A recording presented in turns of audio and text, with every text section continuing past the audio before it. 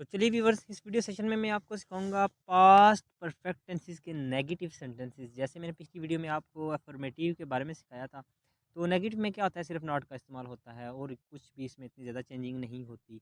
तो थोड़ी सी तवज्जो करेंगे, आपकी प्रैक्टिस भी हो जाएगी और आपको मज़ीद समझ आ जाएगी। तो जैसे पास्ट जो हमारा था ना, प्रेजेंट परफेक्ट, उसमें हम हैव का इस्तेमाल करते थे। तो पास्ट में हम हैड का करेंगे। ठीक है, ये चीज़ भी आपने याद रखनी है।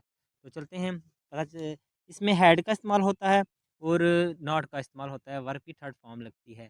जहाँ कहीं भी चुका था, चुके थे, चुकी थी आ जाए, तो आपने समझ जाना है कि ये पास्ट परफेक्ट का ही कोई टेंस है। तो स्ट्रक्चर है इसका, subject plus had plus not plus verb की थर्ड फॉर्म प्लस ऑब्जेक्ट।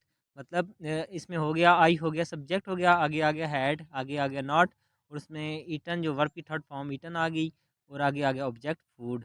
मैं खाना नहीं खा चुका था, मतलब कि नॉट ये नेगेटिव को शो कर रहा है।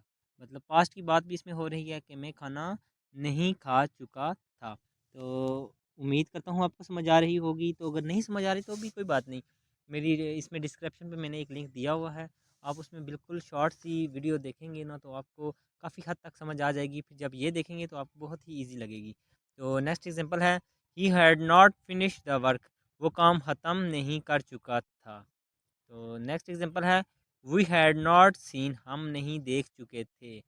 और नेक्स्ट एग्जांपल है, she had not fund a job, इसे नौकरी नहीं मिल चुकी थी।